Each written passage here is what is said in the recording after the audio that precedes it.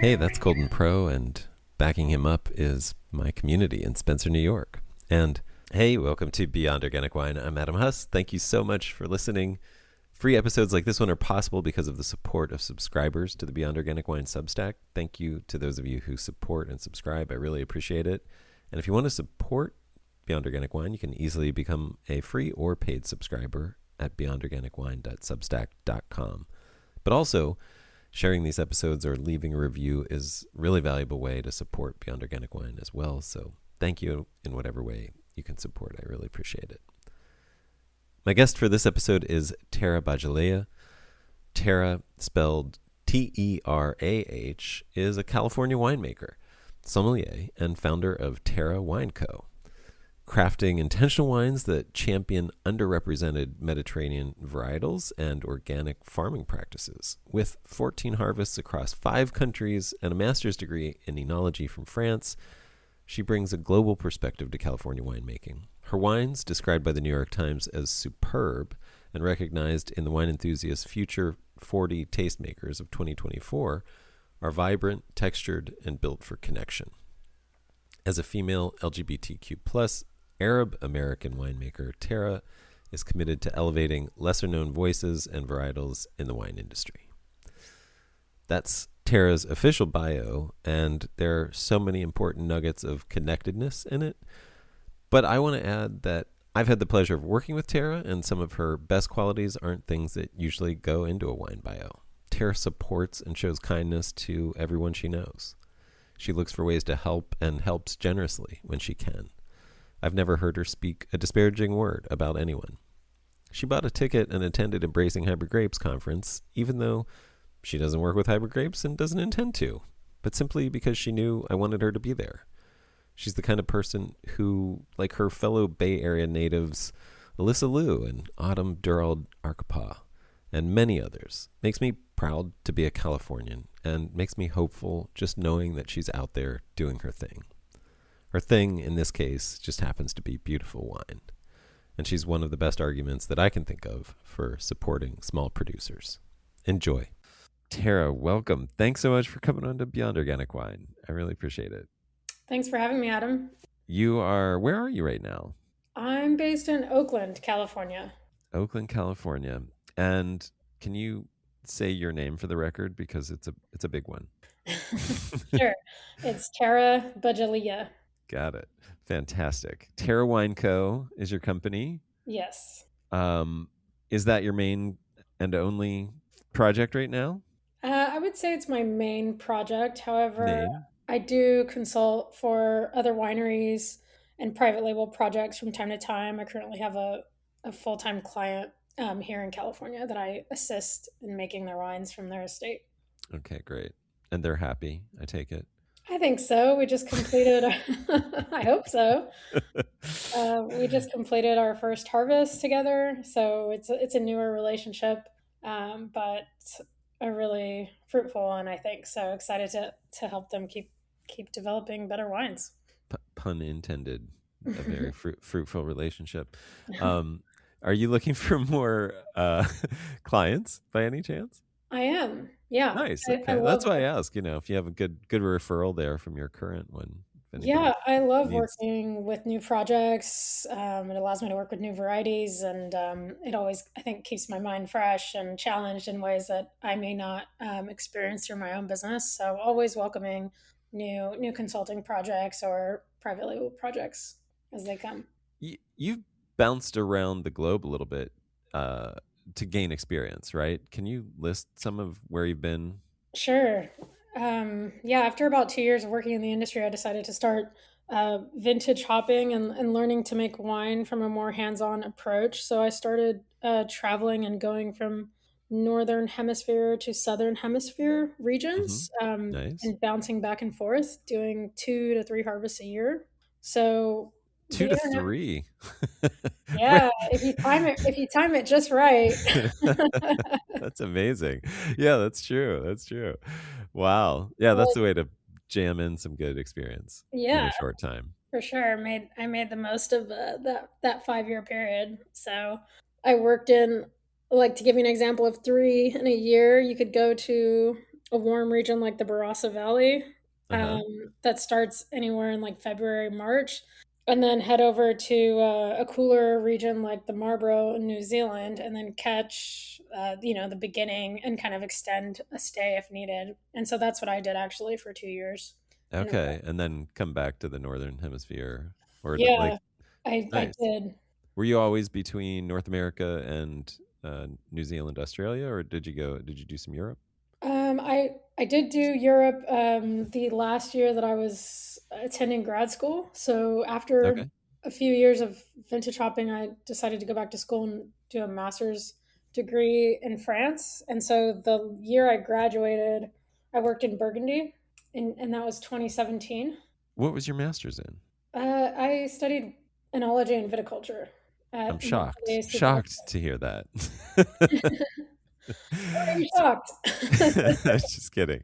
Just kidding. So, um, Got to fit it all in, you know? how was Burgundy? Burgundy was really amazing. Was it? Okay. T- Yeah, I mean, challenging. It took. I had worked for a lot of Pinot producers in California, and so that was a goal of mine to work in Burgundy for many many years. And it can be really difficult to get someone to sponsor the paperwork and assist in that regard. So it took close to 5 years to make that happen. And it's a really short, intense harvest. It lasted 5 weeks. We worked 7 days a week, no days off for 5 solid weeks. But wow. it was really immersive, and incredible in terms of how much I learned in a really short period of time. Uh-huh. And so, in that regard, it was quite fulfilling, I think. We tasted wine every day. And I Have would you say, like, at the end of 5 weeks, I was able to like blind taste and guess, call out like different vintages and different villages. And it was just really cool to just be like immersed 24/7 in a really intense, like fine wine winery. So which great. where were was it just a single winery? Yeah, I was working for Domaine de Monty in Okay. Meursault. Immerso. Yeah. Nice. So Pinot. it was really incredible.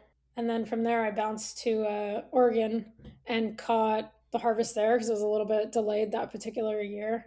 And Oh that was wow. my first time working in Oregon. So really Where'd you cool work? like, contrast. I worked at Chehalem Winery, Oh nice. Okay.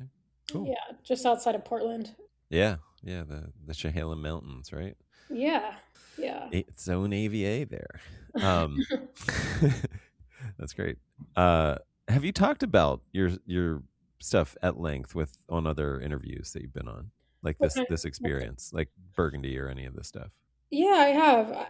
I wouldn't say in great detail. It's usually something I'll mention, but I think most of the podcasts have just been kind of a generalization of my experience in wine, and so I wouldn't say anything's touched really deep on these various experiences. How do you feel about Pinot Noir now at this point in your life? That's a good question. Um, I mean, I do really appreciate well-made Pinot, and I think now that I'm working with all these different varieties, I can appreciate how difficult that variety can be to grow and to make like exceptional Pinot. I think requires like really great sites, great farming, like amazing winemaking to kind of back up. Yeah, Um, and there's these days, I feel like there's so much Pinot in the market that it's kind of flooded with things that aren't necessarily that interesting and that like thought provoking. So yeah, I think that's kind of sad because it can be a really amazing variety um, to enjoy and to make. yeah, I've chosen. I do make Pinot from time to time when I have the opportunity to work with it, but it's more so. I more so make it when a grower has extra Pinot that they need help selling, or I'm interested in working with something like Old Vine Grenache, and a grower has extra Pinot. I will take it. Um, but I feel like to make a really amazing Pinot, you gotta work with the right sites.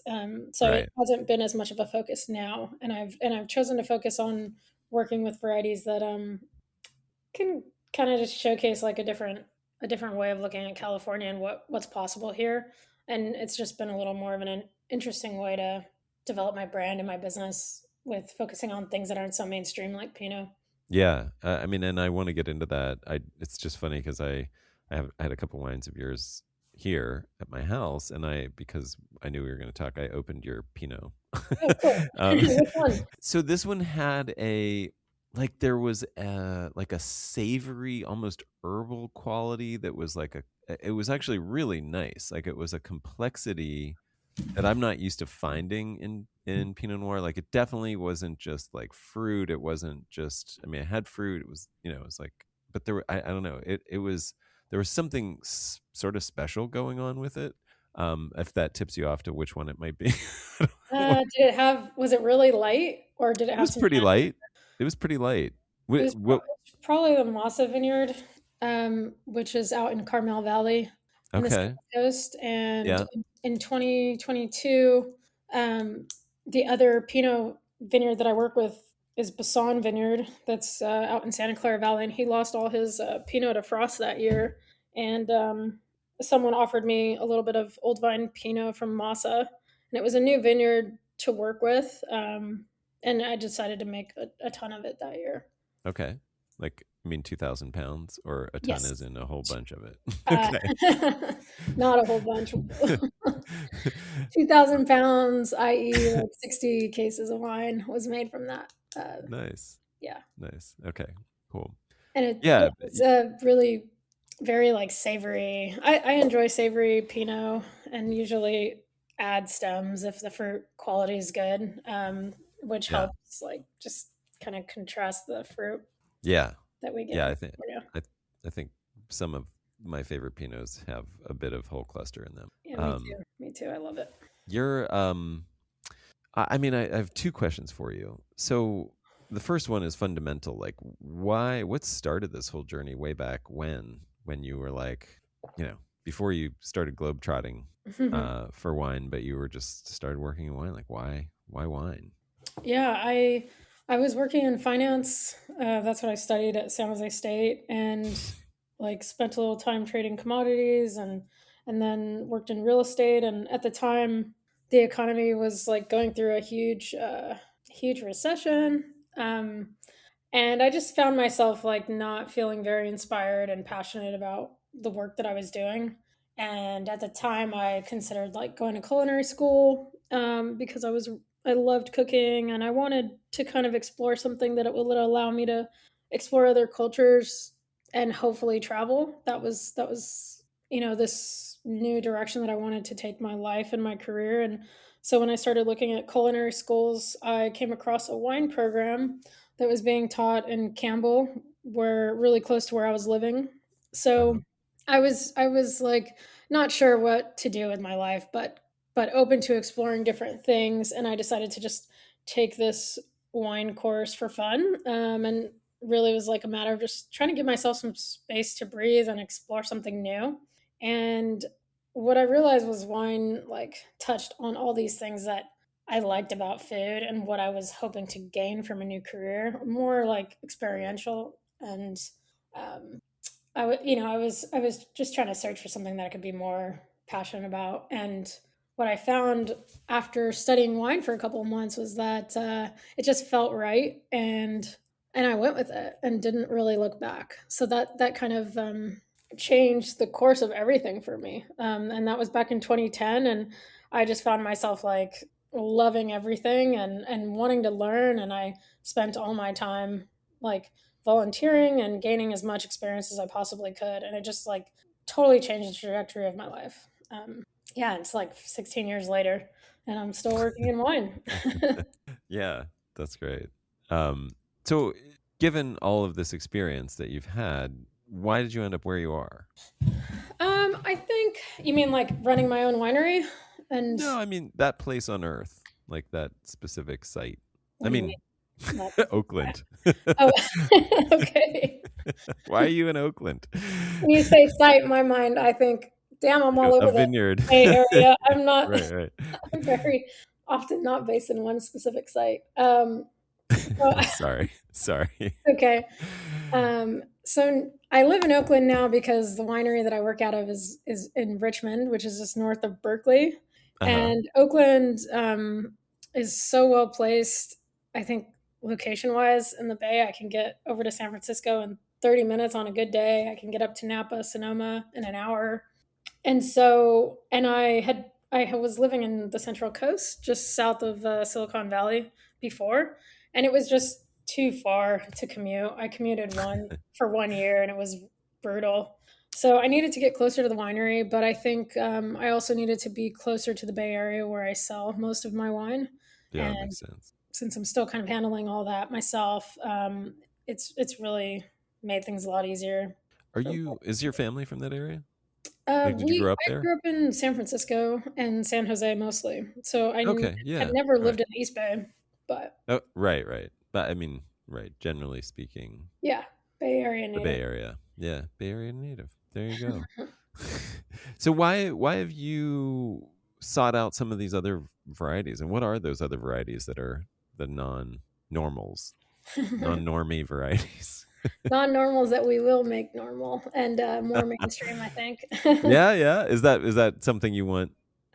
I would love to. Yeah, I want to share these varietals with more people and showcase what else is out there. I think it's fun and exciting, and it's a great way to think about food and wine and just kind of expand how we view things. In what sense? What do you mean by that?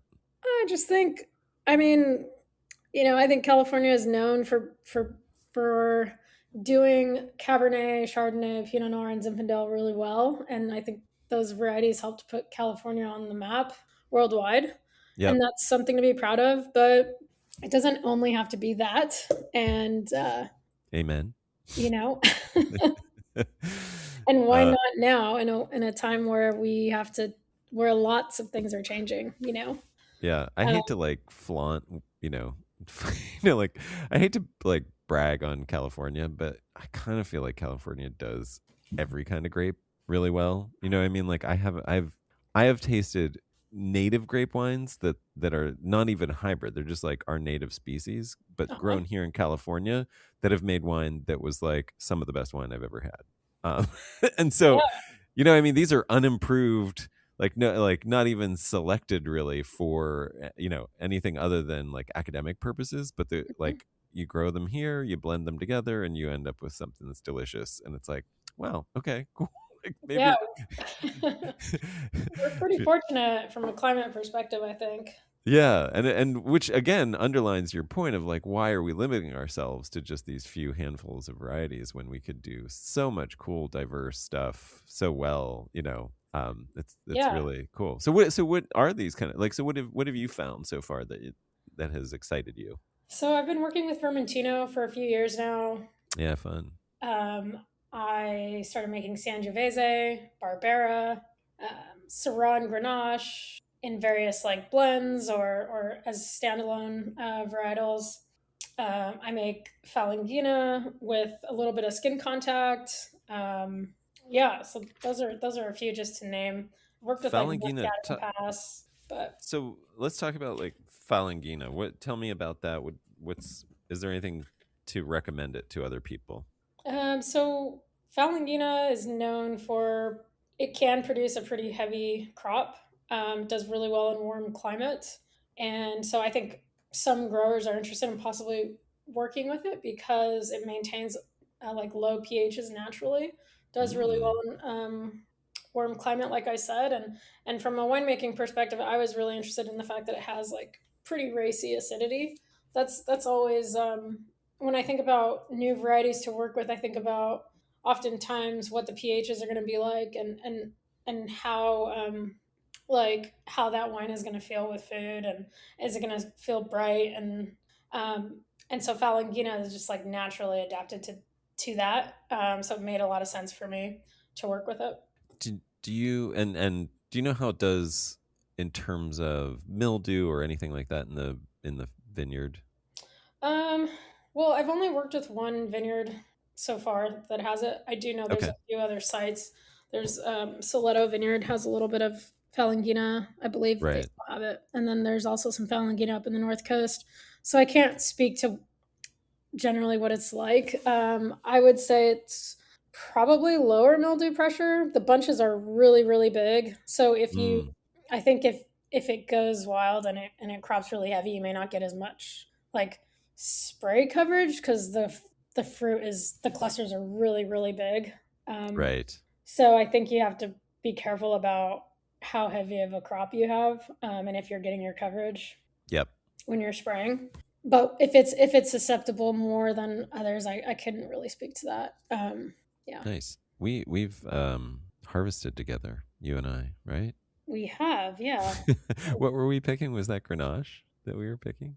I feel like it might have been Syrah and Grenache that I was Sarong Grenache. making as a Yeah. rosé. The I mean, we Piscinus. that year harvested a lot of stuff. Yeah, We that's right. That's right. Verdejo. That's right. Verdejo. Yeah. Was that, do you blend that in or was there enough to make something with there? The Verdejo, there's enough to make um, Okay. its own wine. Did This you the like that past, wine? I do. Okay. Yeah, I didn't think I would like it to be honest with you. I was a little skeptical about making it, but the Verdejo from Piscinus is a lot more like floral, and there's some stone fruit and kind of pear aromatics. It's not so like green and grassy like it can be. Hmm. Um, Yeah.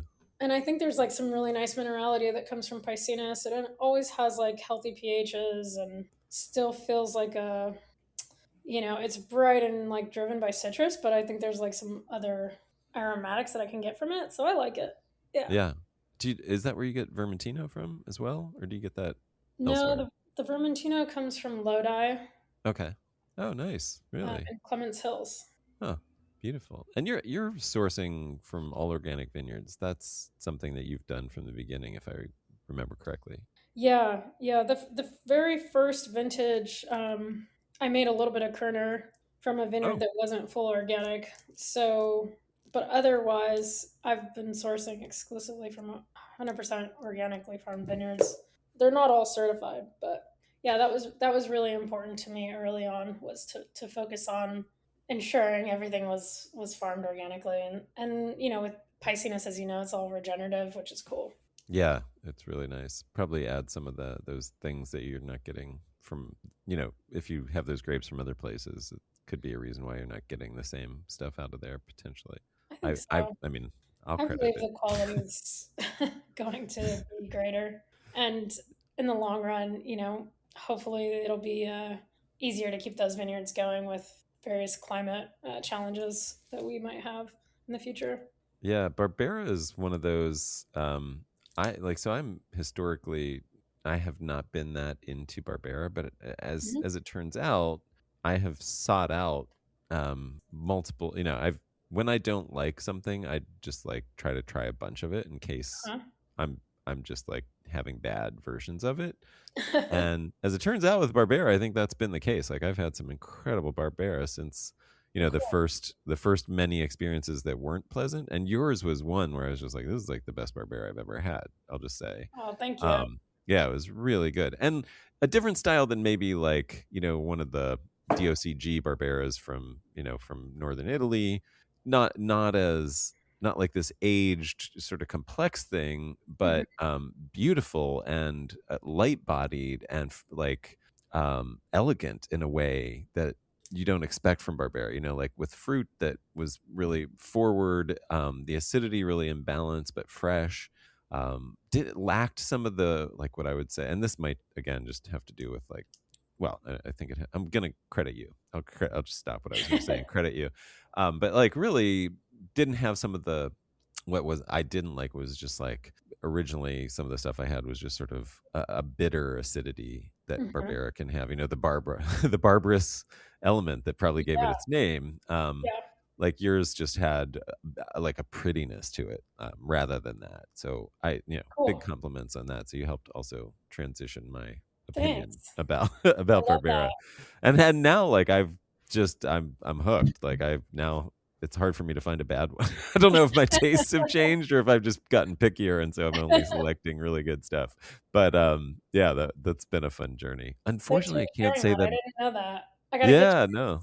I gotta get you some of the 2024 that I'm just releasing. Oh, nice. Yeah, yeah, yeah. Ooh, exciting. Actually, I Yeah. have a Barbera here. I meant to like open it while we were talking, because it's one that I got from you specifically because because I like your Barbera. And I was like, oh, I should drink that while we're talking, but maybe I will. Maybe I'll put this on pause and go grab it. But I just brushed my teeth, so maybe I shouldn't. Um, It's a little early too. yeah, but it is. I mean, from working with it, what I haven't worked with it other than growing it and picking it and harvesting it and then turning it over to people like you. So I haven't seen it in the winery, but from what I hear, it's a part of the reason it has such a history in California is because you would add it to blends to add that acidity that many of the other grapes grown could drop in this hot climate, and it Yeah. still retains that nice acidity, so you get balance when you put it into a blend. Is that true? Is that what you're finding with it? Definitely, definitely. And I get it from Shake Ridge Ranch, which is out in the Sierra foothills, where you do see a lot of Barbera being grown. And even in warm climate, I would call that warm climate, and it doesn't generally cool down that much at night there. It still has great acidity, and and it's the kind of thing that you can really let hang for a long time if you wanted to make that style. And Uh-huh. and generally speaking, the pHs are low. I'm sure it would change a bit depending on how heavy you crop it, but Uh-huh. um, yeah, it never lacks acidity. Yeah, it's pretty. Great, it's really great. I love that profile, and I love that it has like bright acidity. I don't blend it at this point, and I just leave it 100%. But I could see in the future wanting to blend it just to kind of brighten up some bigger reds. Nice. Yeah. Yeah, I mean, I will say in the vineyard, I remember it not being my favorite vine, the way that it grows, like it's really leggy and like it's really clingy, like it has so many tendrils. Like Yeah, it's grabbing onto everything, and I don't know, but that just, it's just a little bit of a getting it established is tough. It's got like a ton of vigor and it it's does. clingy. Yeah, Um, and Kramer, I forget the words she uses to describe Barbera, but it was something to the extent of it being kind of like a wild child, and it just kind of grows the way it wants yes. to. And it's, Yeah. it's one of those vines that you can't really like tuck, tuck, tuck in Right. Right. Yes. and Yeah. maybe manicure the way you want, Right. which I think is kind of cool. Yeah, there's an endearing thing. It's like if you like goats, you might like Barbera. I A like it little. 'cause it's like, it's sort of the underdog. It's what,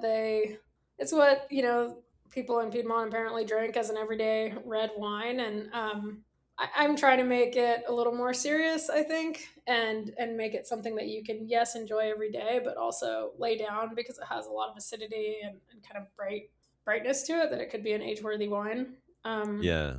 Yeah, and I mean, there's something about, I don't know if you're finding this, but there's something about the Italian varieties that they all sort of seem to have some really positive qualities that are, I don't know, in terms of, especially in California, where the acidity, like we just drop acid really really quickly, right. because of the heat and dryness. Mhm. The Italian varieties, I mean, and now, of course we can get into like real detailed things, but man, I will just say, like, I'm growing Sangiovese here in Los Angeles, and You are? yeah, yeah, I have like three vines. They're trellised VSP, Uh-huh. and Los Angeles is really bad for powdery mildew, or really good if you're powdery mildew. It's like a great place to be powdery mildew, basically. Um, it's like, I mean, almost year round perfect conditions. It's somewhere between 50 and 85 almost every day, and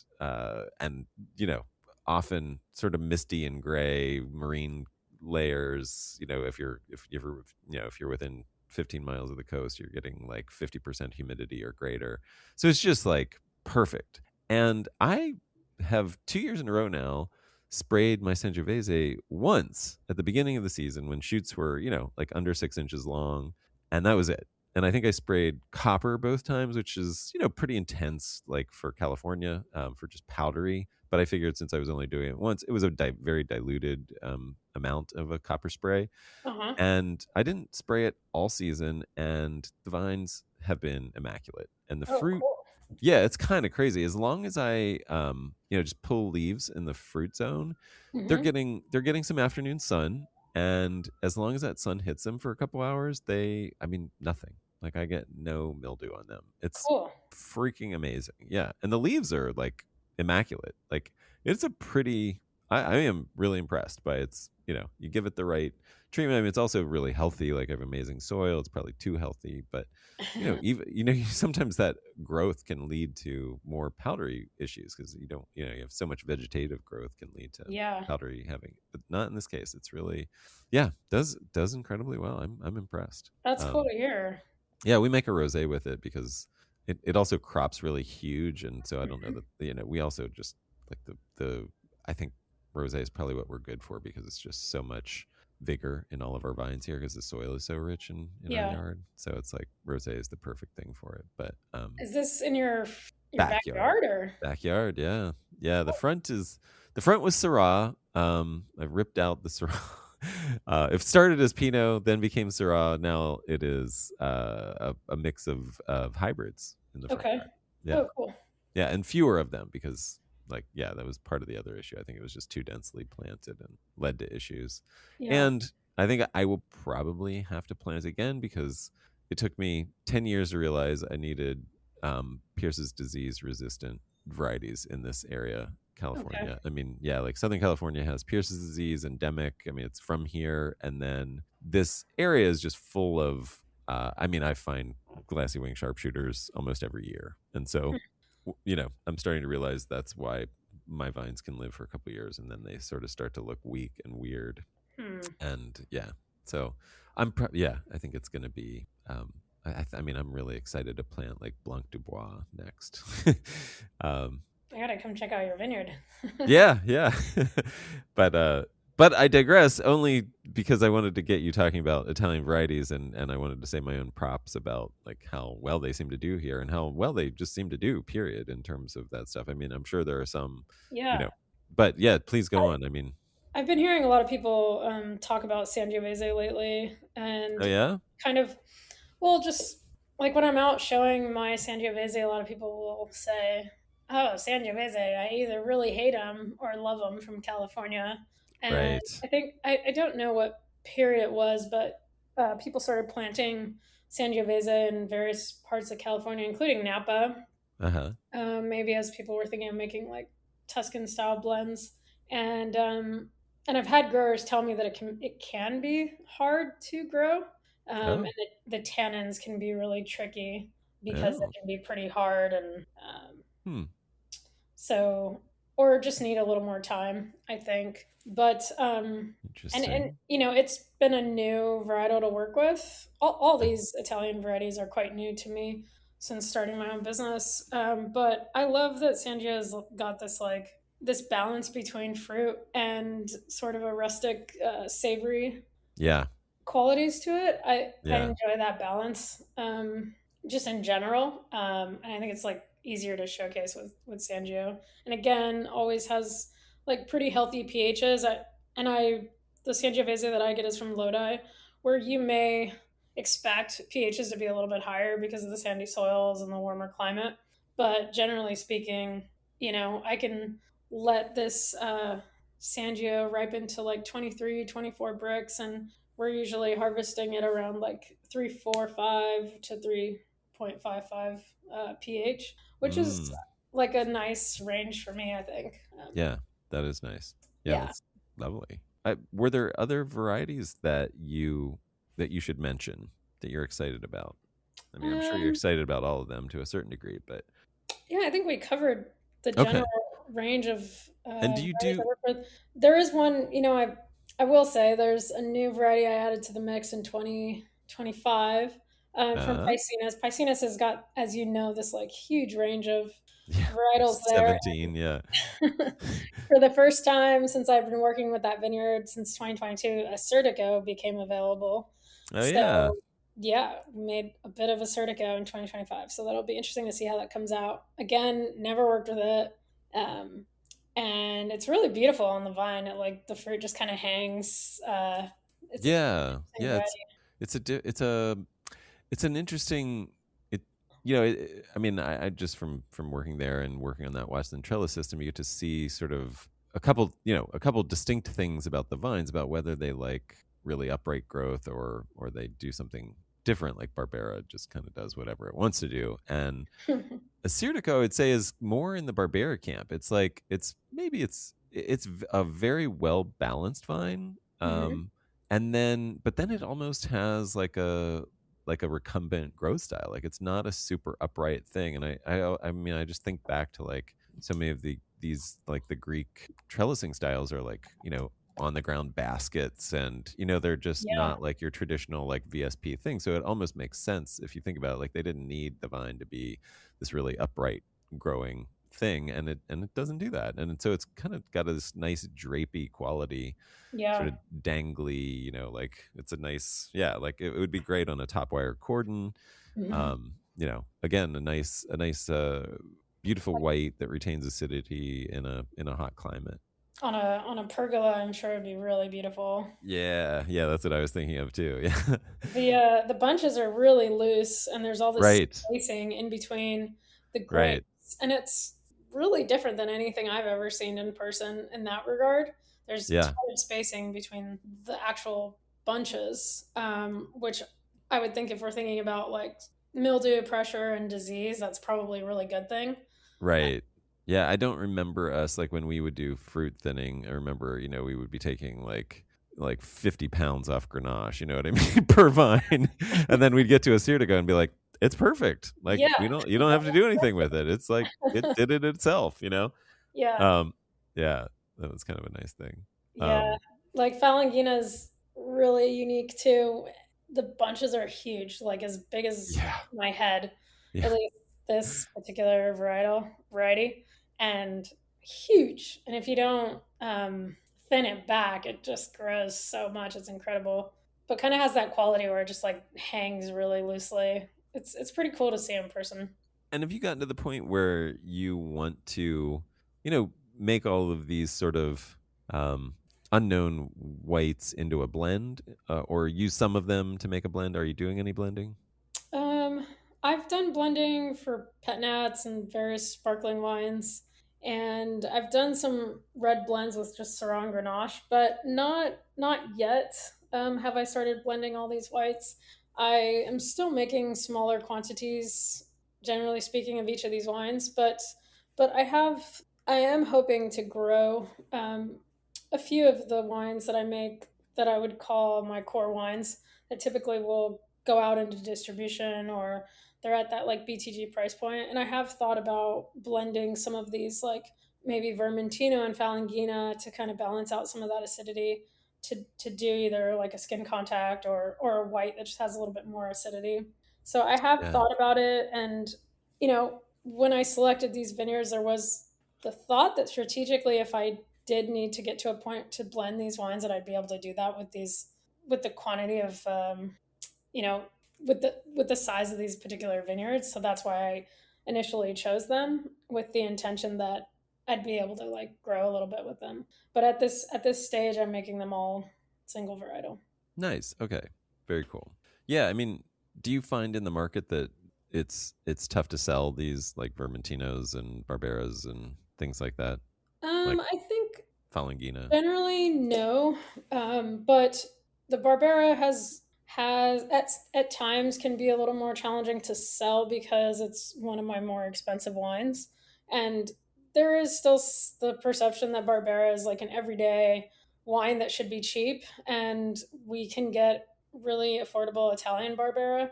So I think from a price perspective, it can be a little bit more challenging to get people to believe that there's value and that they should spend a little more money on a really nice Barbera. So that's been sort of a challenge, but thankfully thankfully Chickridge Ranch is really well respected in California, and people understand that it's an amazing site that's farmed really well, and that kind of comes through, I think, with the wines.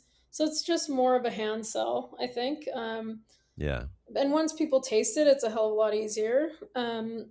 With the other varietals I work with, I would say, outside of the normal selling challenges, I think maybe it's been easier to sell these just because I can provide something that's really unique, and they're not blends right now. So I think that that's given me a little bit of an edge in some Yeah, ways.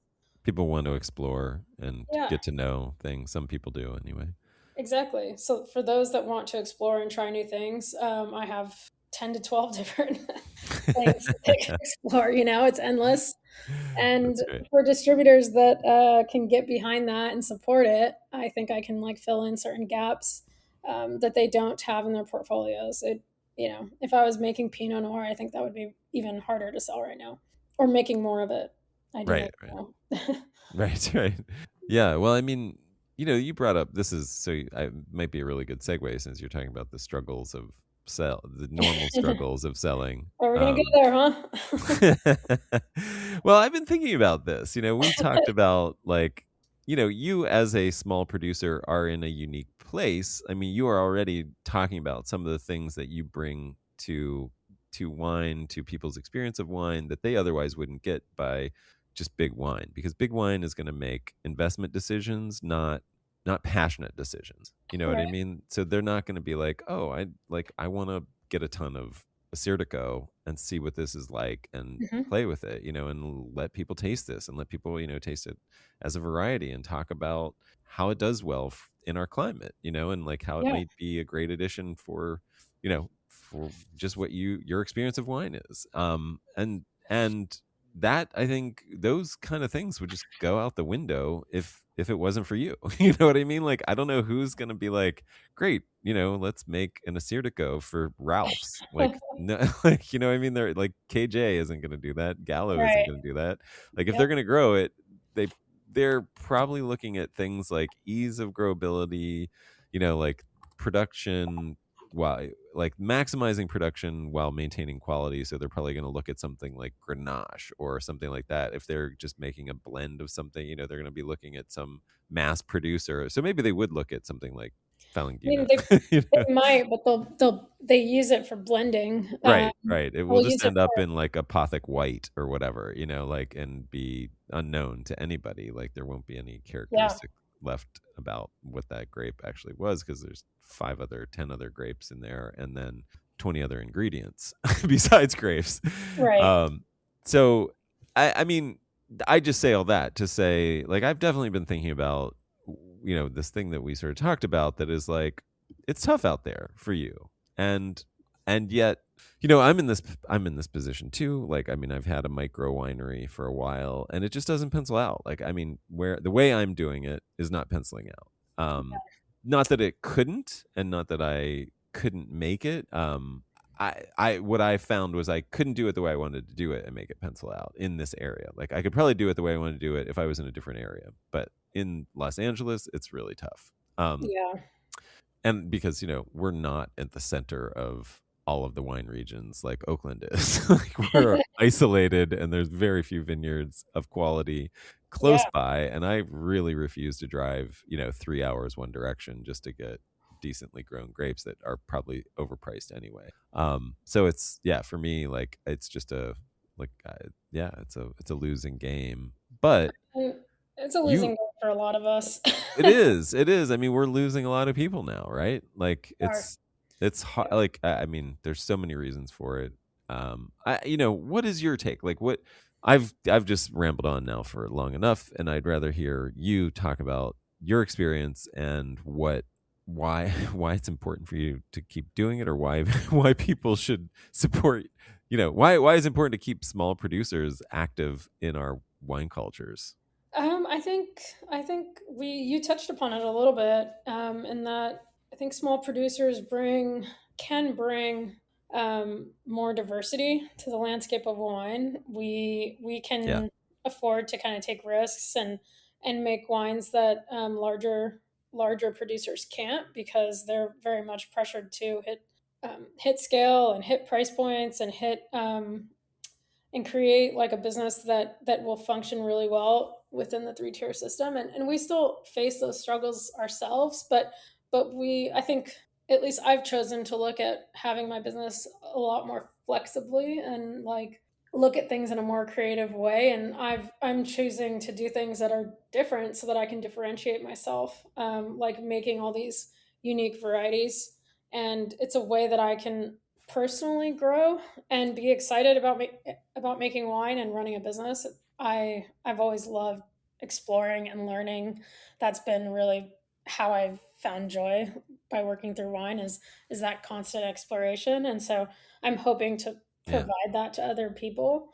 And I think that I can probably do that a lot more effectively than a larger business could, because they just have different things that they have to focus on. And so I think small businesses are able to give like a different view of California wine, and we can experiment, we can make different styles. I think in natural wine specifically, you see that there's a very different demographic to people that are entering into the production space, and maybe even I think here in the Bay, I can argue and say that buyers are certainly, you see like a lot more diversity and a wider range of ages, and just general demographics. And I think that's a really beautiful thing. I think we need that in wine.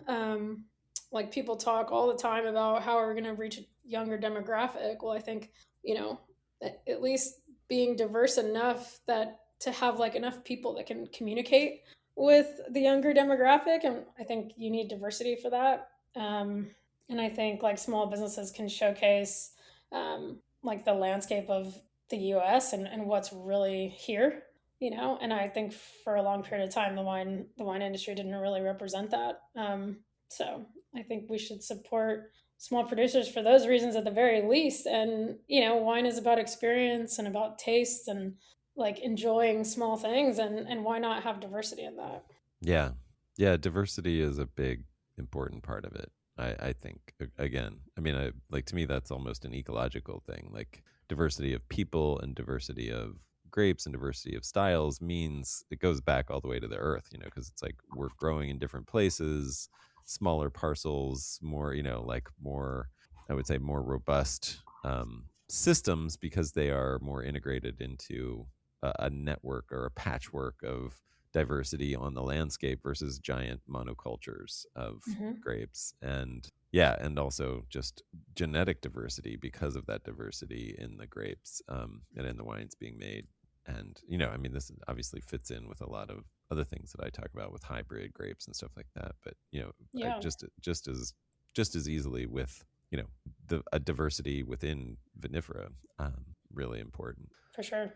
Yeah, I mean, there's so many things we I think, it's I liked some of the ideas that we were talking about as well, just how to make it work if there's, people, just the idea of like problem solving. And I don't know, what if you want to talk to this, I'll ask it more as a question, but like in terms of trying to make it work as a business, have Mhm. you come up with any problem solving ideas that you are actively doing, um, Hmm.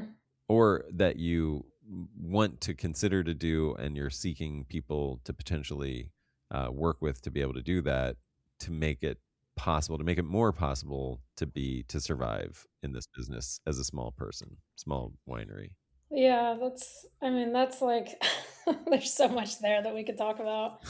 Um, and maybe before, I know we talked about some things in the past and things that I'm considering. I think like just kind of taking a step back, one thing that's really helped me, and I say this so that I can share with other people, is that this business is really relationship driven, and it's so complex to run a winery in the sense that there's like all these layers and relationships that you're having to maintain the bigger you grow.